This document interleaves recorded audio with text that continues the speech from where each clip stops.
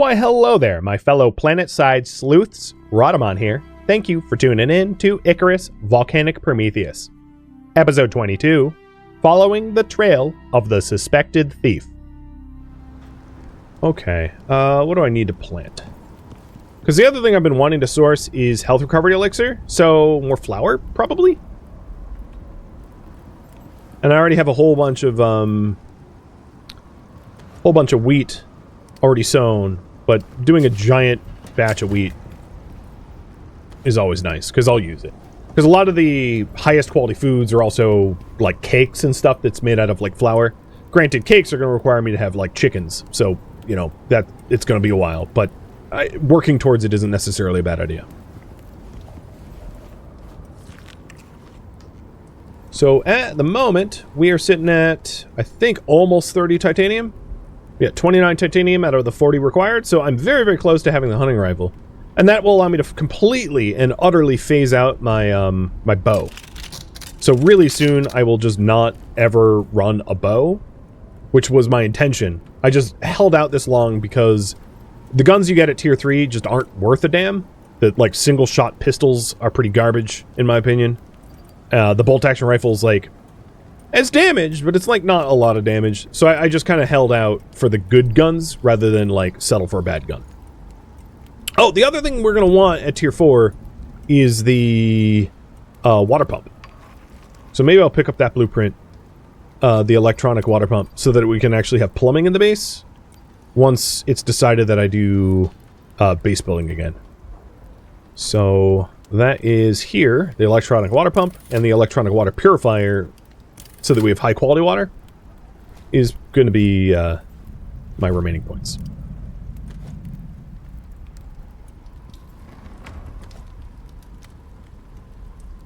Alright, now that we have everything we need, all the titanium and all that queued up in the bill, let's go get our oxite. And I'm not going to replace the fuel can, because the one we have here doesn't have a lot of fuel left in it, and I think the other can up there will still have fine amounts of fuel.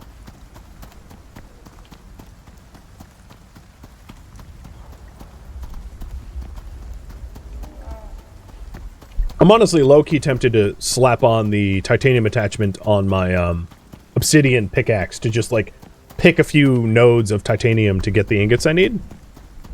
So I think I'm going to do that once I grab the oxite.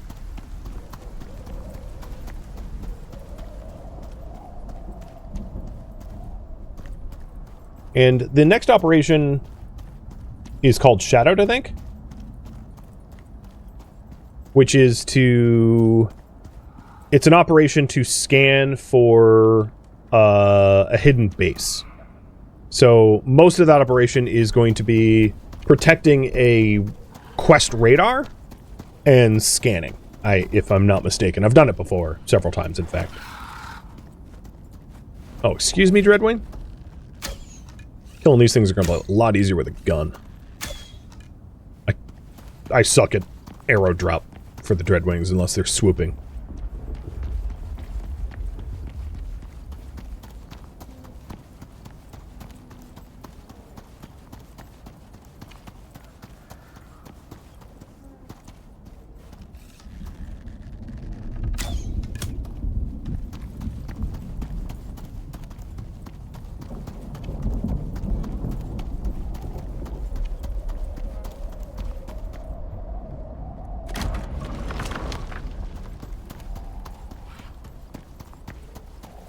Thanks for bringing my arrow back.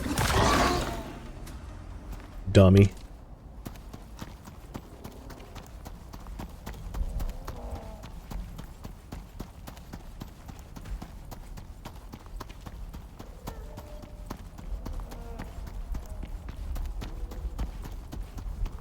So the biofuel canister was about half used, but it was also totally full, so it was a good call to go out that way. So I can get more organic resin. One of the other cases for the organic resin is It's the ingredient you need a fair bit of to make like composites and some of the materials needed for the tier 4 tech stuff.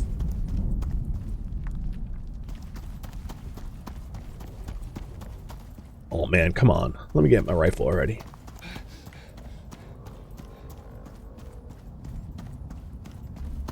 Once I go on this next shadowed operation, having a bunch of stuff queued up in the smelter smelting is also pretty wise.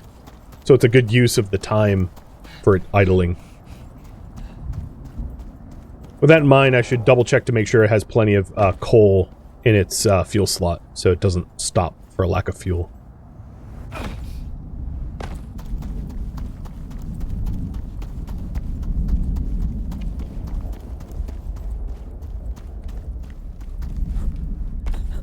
And there is a electrolysis that you can unlock at tier 4 as well, to be able to make oxygen without oxides. Which I haven't gotten yet, but it would be it would be something smart to get eventually, so that I don't rely on oxide drilling as a means to produce, you know, to be able to breathe. All right, 4 more. Yeah, I don't need to go obsidian picking. We'll just wait for 4 more. Not a problem. So we got our thermos.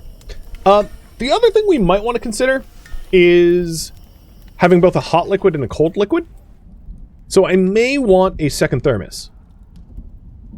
Because here in the volcanic biome, obviously, like, just having a hot thermos is fine. But if I go to other biomes and it becomes nighttime, or if I go to the cold biome, I'm going to want a second thermos. So I'm going to get that as well, paired with the other goals, because I think it's going to be needed in the long run.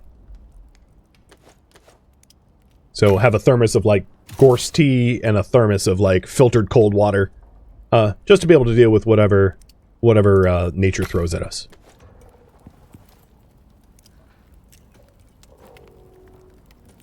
So let's go fill these bad boys up.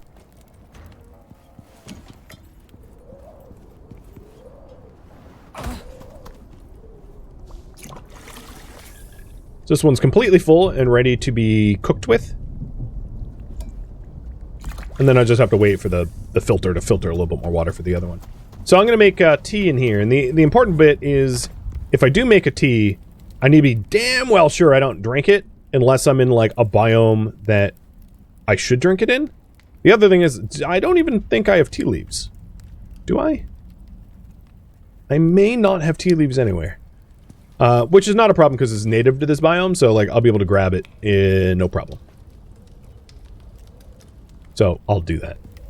But here in this recipe, as you can see, if I had... Well, I could make hot cocoa too for reduced food consumption, but I'd rather have reduced water consumption.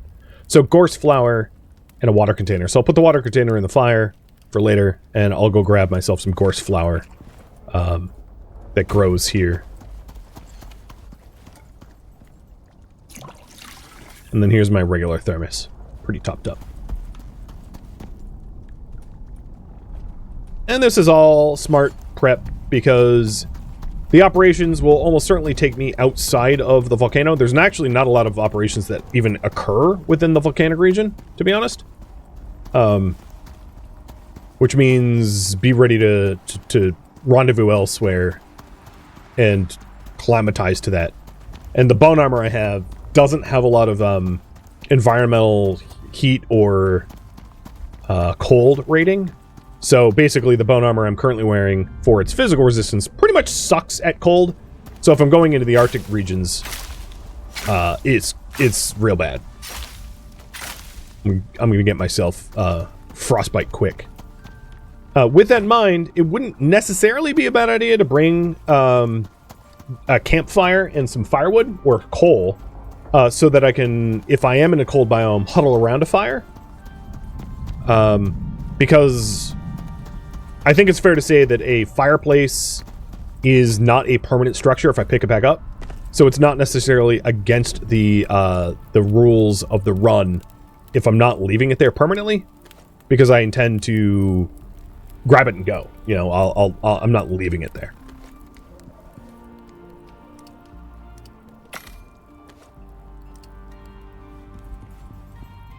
Alright. I bet. Oh, yep, here's the last titanium I need.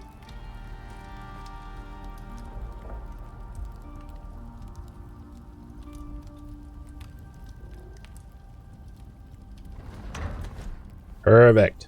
Haunting rifle time. Boom.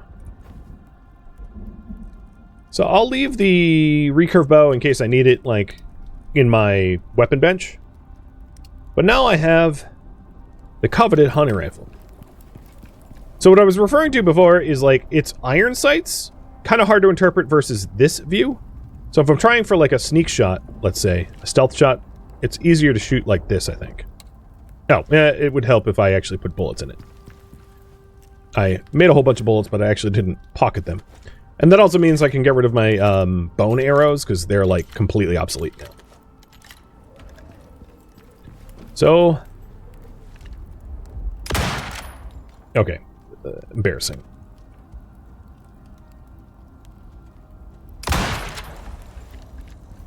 Bye-bye! Does a lot of damage. Its downside, I would say, the rifles, is they break quicker than their bow counterparts. So rifles require a lot more maintenance, in my opinion, than bows.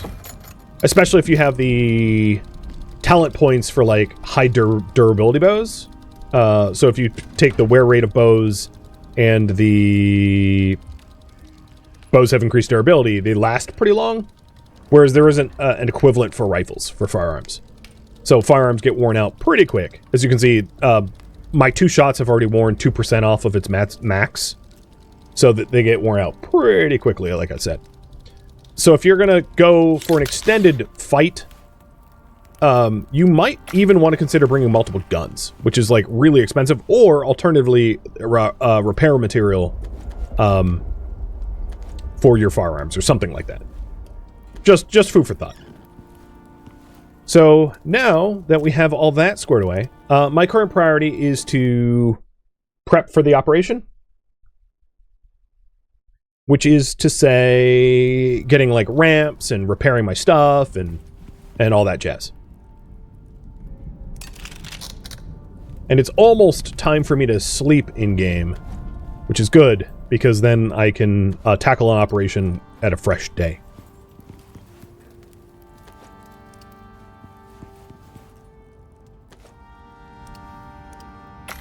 So making a few more bullets. By a few, I mean a lot. And then I'm probably also going to want to plant something that has a long grow time.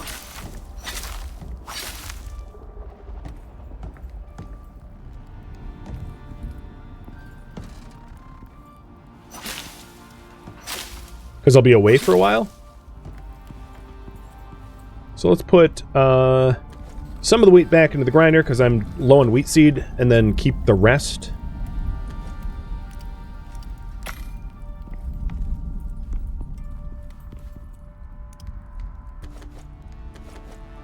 So the fiber I have on me, I'm going to make 8 more bandages.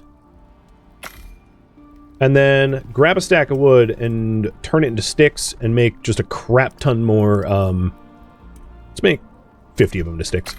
Make a crap ton more, like splints and ramps and all that jazz. And let's go with,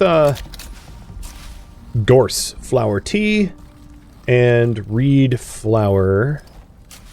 And this is all, like, medical prereq stuff. Did I make the scope? Yeah, it's scoped. It's just, I just attached it now. Alright, so some other things we're going to want is... where's my bone? We're going to want suture kits for deep wounds. So I have 2. I'll make 8 more. This is probably overkill. And then I'll also do some splint kits too, in case I get broken bones. So I'll make 4. So I'll have 10 regular bandages, 10 suture bandages, and 5 splints ready for whatever ails me. Again, almost certainly overkill. Oh, one of the other bonuses I've got, now that I have a firearm, I move at 550 because I move faster with firearms through the gun runner ability there. So, yeah, that's good. I am a gun runner. And the rest of this course flour, I'll throw through the grinder now.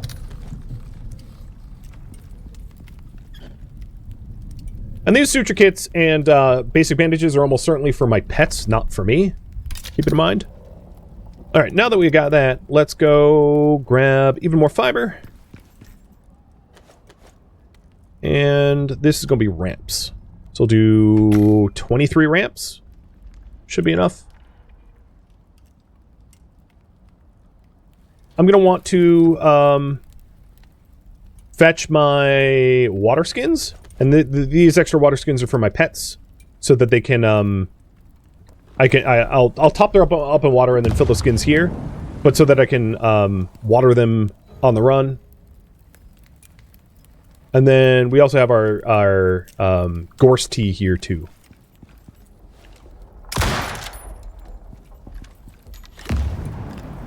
Piss off, Drifter Troll.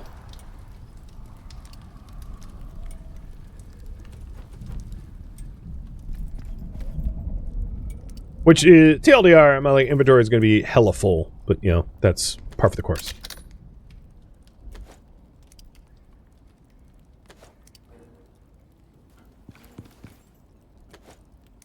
Okay, 23 ramps.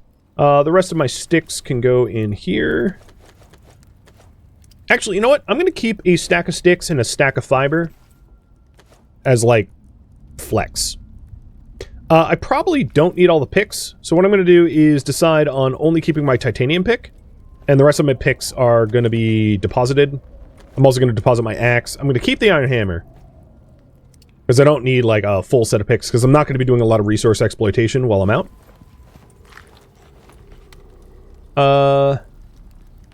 So let's make sure that the pets are topped up on water, and then I'll sleep, and food, for that matter. I'll sleep, and then we'll depart for the operation.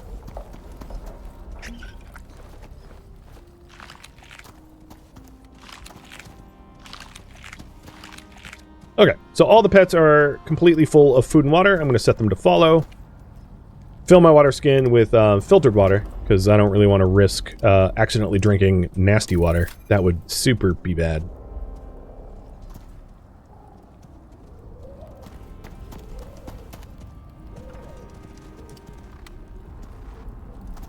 So this, empty. I'm also carrying the electronic wire tool. Yeah, I probably won't need that. Good call. Actually, there's a lot of missions where you do need it. I don't believe I'm going to need it on this one. But with that said, there are a lot of missions where it's like a requirement to have like a water or power tool.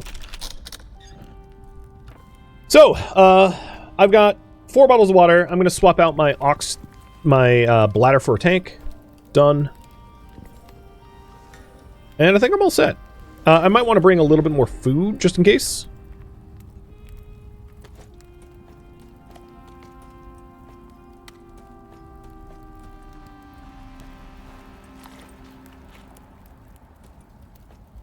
And yeah, there we go.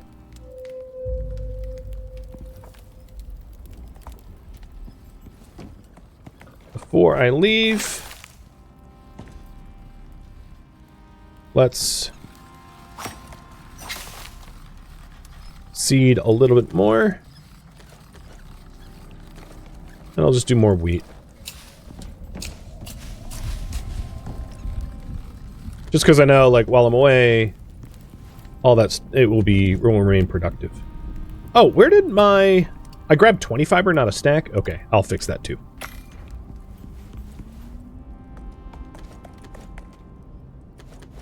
Okay, don't forget the campfire. Yep. I'm just going to take this one. And then I have a stack of wood too, which is fine. I don't really care about weight. All right, here we go. Operation time. Shadowed. Group 15 wants you back on the... So why Shadowed versus some of the other potential operations? Group 15 wants you back on the case, Sherlock. Is Shadowed, the null sector stuff is here. So I need to do Shadowed as a prereq. Hello, Prospector. My name is Clark. I will be your handler for the group on any future assignments. Our analysis of your performance... Just between us, I'd advise you to watch your back when you're working with the group. They don't exactly have the best track record when it comes to the safety of their contractors. I'm not saying they're responsible, but, well, just be careful out there. There's not much else I can do for you from here. Stay sharp. Alright, we are doing the follow the trail, the Shadowed operation. And we're going to need to go into the grasslands. You know what? I don't even care about a stone jaw.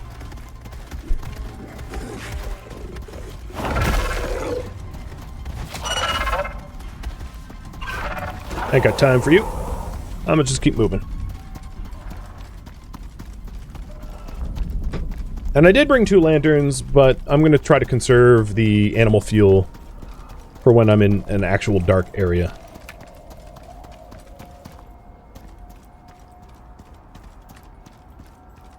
I'll leave the overlay for the quests on, but I'll hide my other overlay. So first destination is here.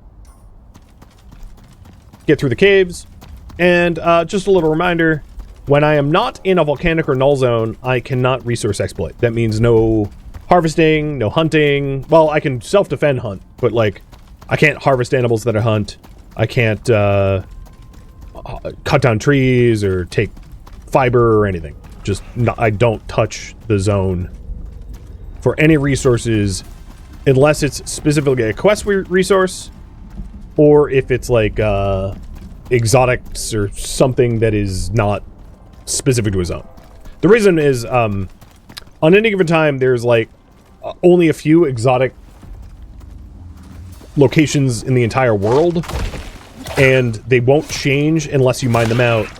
So the reason I have a cutout for the rules for the exotics is like, if all of the exotics happen to be in the swamp and grasslands, which is actually quite likely, there'd be no way for me to forget mined exotics unless I mined out the grassland or swamp exotics. So there is some exceptions to the rules, but all the rules are written out.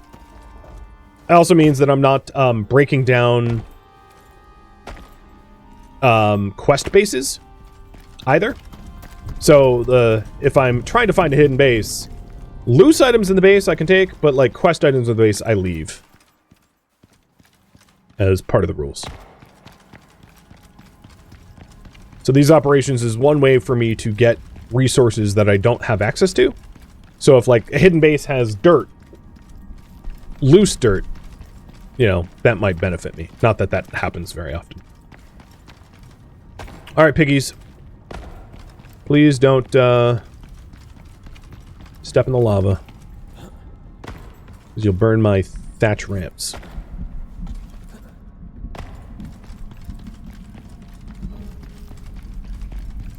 Yeah, Spelunker 1, I don't think that's true. I don't think I've moved 10 kilometers in caves. That's a lot of distance.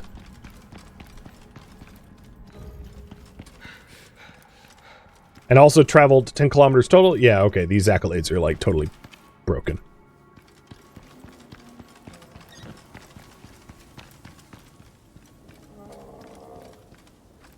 Alright, here we are. In order to get down from here, here's my next point.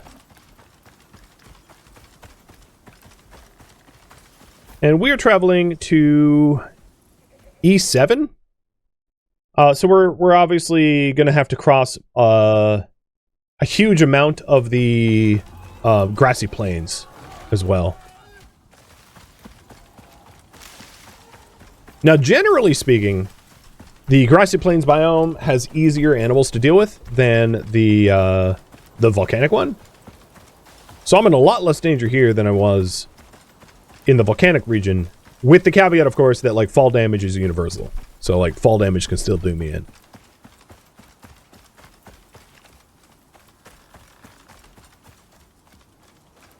And storms would be a little trickier, because a lot of these grasslands have, a lot of, there's a lot of open areas that, like, don't have caves nearby. So storms can be pretty rough in the grasslands, sometimes.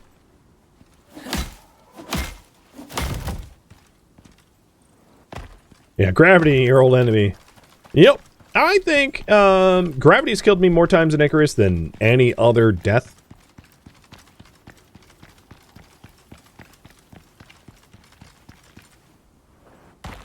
God, look at all this oxide. If only, right? So, having done these quests before, I'm going to use some of my previous knowledge. Basically, I'm not going to play dumb for the sake of playing dumb. And the TLDR is I know how to get to E7, and it's to go to G7 first. Because, as is well established, a lot of the biomes are very physically separated from one another. This is true of basically all biomes in Icarus. You know, to get... You don't accidentally stumble from biome to biome. It's usually like a... it's almost always a tunnel or a canyon. It's never just like an open transition between two biomes. I don't know why they made that decision. Because they could have had him openly transition, but they generally don't. There are sub-biomes, though. So, like, this is the grassy biome, but even inside the grassy biome, there's a bunch of sub-biomes as well. So I'm not talking about sub-biomes. I'm talking about forest to Arctic to volcanic, not from, like, you know, grassy plains to some other type of forest. Because there are other types of forests here. So if you look at the top right, I'm currently, I mean, I know the text is tiny, but it says grassy plains. So currently I'm in the grassy plains. And there are sub-biomes, like right here, where I rescued Daisy, is a sub-biome of the grassy plains, or of this forest. But that's not what I'm referencing here. I'm referencing going from forest to swamp, and swamp to volcano, and volcano to Arctic, or whatever.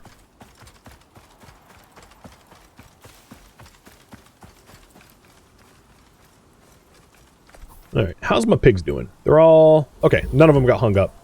Every now and then, they'll get, like, stuck inside of the, volcano. And then it will take a while for them to, like, teleport to you. I've even had it once where they got stuck and never got free. They got, like... I had a pig in a playtest realm that got embedded in a wall. But the wall was, like, part of a cave system, so there was no way for me to call it drop pod. Which meant I couldn't, like, load it up into drop pod and redeploy it. So it was like a pet that, like, permanently got stuck. And I could never free them. It was really weird. It made me think, like, you really should be able to just, like... I even tried the tether, because there's a, in the ranching tech tree, there's a hitching post and rope. And you can have a hitching rope where you rope to an animal to be able to drag it around with you. Which is really useful for farm animals, like cow and sheep, because cow and sheep, like, don't follow you quite right. And I even tried the hitching rope, and I couldn't, like, drag my pet out of the wall. So I just deemed it as a lost cause. Okay, my boar are still well behind me. I hear jaguar.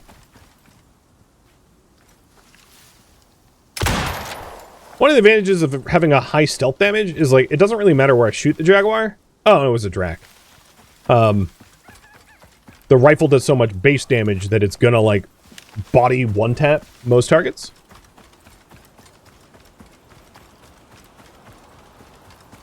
Unless they're boss level. But I don't want to wear out my rifle for no reason. So I'm only really going to use it in self-defense, not actively hunting stuff.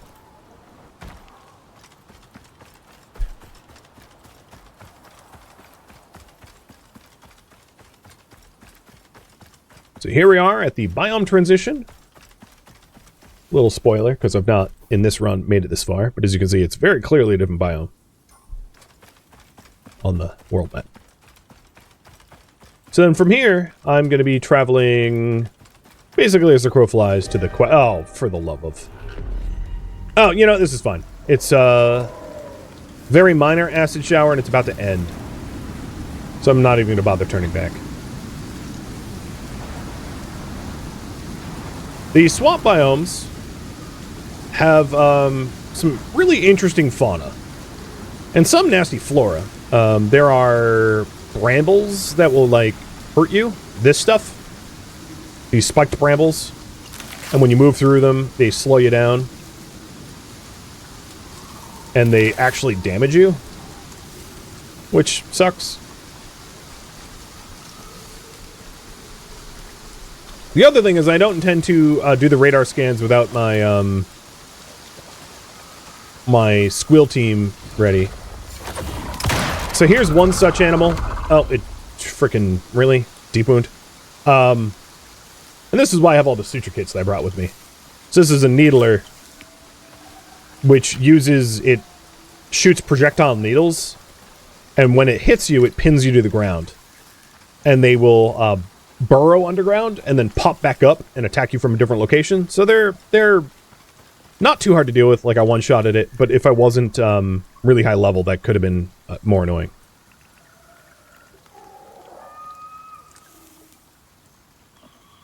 I'm going to pick up Gunsmith to reduce my wear rate on my firearms as a talent point. Ooh, good. They've joined me. I'm going to get the pets on. JD is a little hurt. The other thing I should do is, because I won't be resource harvesting, I'm going to switch to my healing and top JD up a little bit, just so he's not close to death or whatever. And then I'll do the same with bandages. Okay. Most of, as I'm sure, like, most of you are aware, most of the radar defense missions are, like, wave survival of lesser enemies. So the wave survival of lesser enemies actually benefits me because the weak enemies... Oh yeah, here we go. Here's the needler's burrow, and it pops back up somewhere else. The wave survival of lesser enemies will actually heal them because they have the regen on kill ability.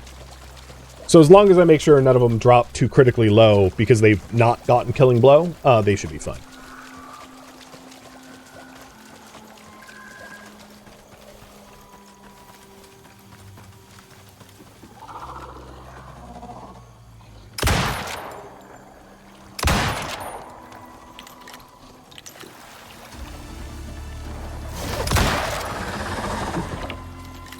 The Ubises are basically like... Oh. Oh my god. Oh, hello, Croc. That was a lot of pointless shooting. The Ubises are kind of like Moa. Big birds, big flightless birds, quite like the Moa. Similar enough, at least. Not a big threat. Probably didn't require a bullet, to be honest, but I shot it anyway.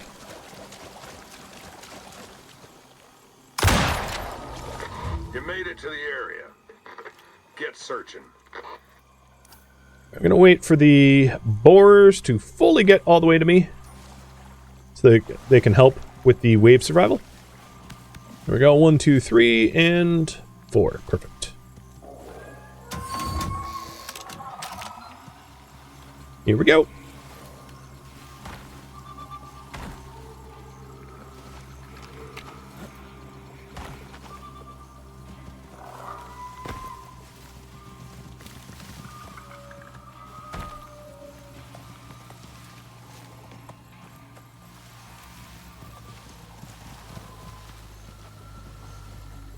Now, one talent point I haven't yet picked up is, like, animal outlines, which is useful for these missions. Oh, we have a stone jaw? In the swamps? Oh, come on. Pick on someone your own smell. Okay, well, I guess another suture kit. You can see why I stocked up on the suture kits, because the negative status effects will never go away. Like, you suture or you suffer, and unsutured or untended wounds will fester, and that's even worse.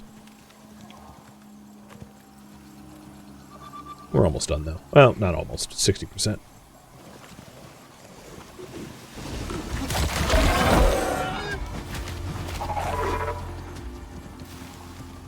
100%, 95, 100%, and 100%. Yeah, they've been getting killing blows. In fact, so that's a strider. Striders are non-hostile. They're kind of like... Oh, and this is a grizzly. Was a grizzly.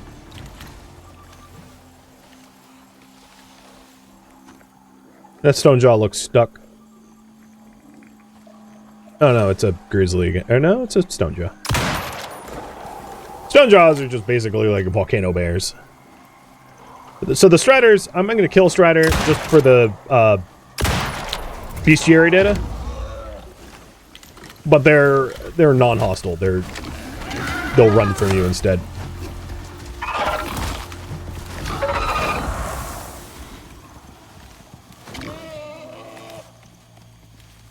Okay, collect the station.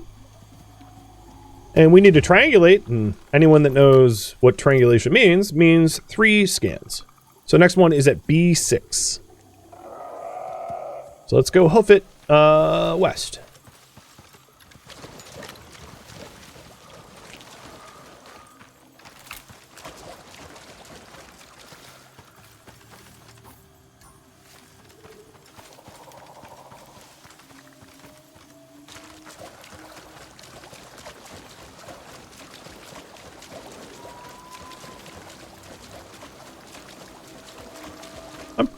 Yeah, okay. These missions are pretty good at leveling us up, too, because it's like a wave survival mechanic.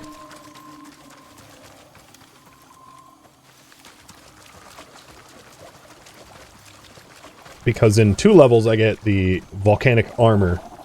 Of course, if I don't have a means to make composites by then, it's kind of moot. But that will likely be my final armor that I use. And once I'm able to make composites, I'll also be able to make some really nice attachments on the attachment bench. So there's doubly reasons to get it.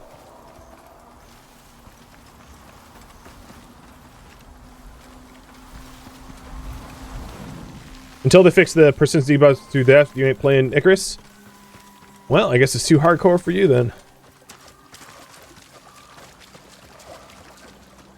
In my mind, there's only one debuff. It's one I haven't been afflicted with yet. There's only really one debuff that's like bad, like difficult. Little spoiler here. There's a debuff you get in the null zones that you cannot cure and is super debilitating. You can, however, have a bunch of gear that prevents you from ever getting it. But that's the only debuff in the entire game that I would say is like rough to deal with. All the other debuffs are like, whatever. You know, I got a bandage, I got a suture kit, no big deal. I suppose with that in mind, like technically speaking, sprains you can't cure, you just wait them out. But the debuff I'm referencing, again, I'm not spoiling it, but the debuff I'm referencing lasts for an hour that you get from the null zones, and that debuff is super bad. It's super bad, like horrible levels of bad. Whereas all the other debuffs in the game, like, last a few minutes or are very easily curable, one or the other. Which means they're just, like, no big deal in comparison. Joint, thank you for the resub. Cheers. Alright, how close am I? I'm, just about there. I don't think I've yet killed one of the, like, swamp drifters. No, I guess they're not its own bestiary data. Never mind. Set her down here. Well, here we are.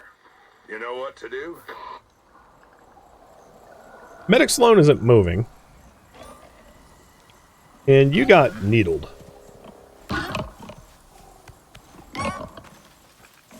That's what the purple is. JD got poisoned from a needler.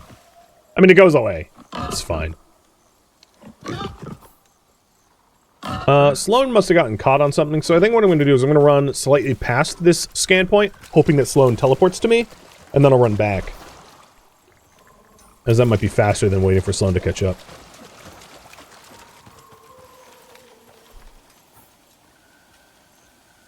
And if Sloan doesn't end up joining me, it's fine. Like, I'll just do it with 3. It's not a big deal.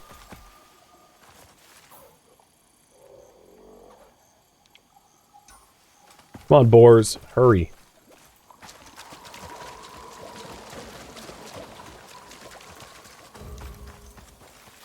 Oh, Sloan died. I don't know what killed Sloan, but I just got Rip Mr. Kitty. Your pet dies and crosses the Rainbow Bridge. Oh. Maybe it certainly wasn't gravity here in the swamps, so maybe you got pinned down by something and stuck on terrain and just got, like, ranged attack by Needler to death. I'd imagine it was something like that, because nothing else should... In a melee fight, nothing should be able to take out these boars that I'm currently fighting. There's nothing in these swamps that can kill a boar on equal footing. So it must not have been equal footing. It must have been like a terrain glitch or something stupid. Oh, I guess it could have been killed by this slug. There is a world boss that exists here in the swamp. So I suppose I don't have the helmet attachment from the high-tech attachment bench that allows me to know where the bosses are. So yeah, maybe that's what did them in. There's a gear attachment here for helmets, which is the tracking attachment. So once I get the advanced alteration bench, I'll put a tracking attachment on my helmet to be able to see all the world bosses, because it also adds critical damage. So yeah, maybe that's what killed him. That's it. Systems online. One of the reasons why, if you're doing this, you might want to have them just follow you passively or something between zones, and then stop. But if I had that attachment bench, I would know where the world bosses are, and I wouldn't have walked past it. I just didn't know where they were, because... So I'm going to mark this down as potentially this is where the world boss is. I think that's likely what did it, as Garzak mentioned in chat.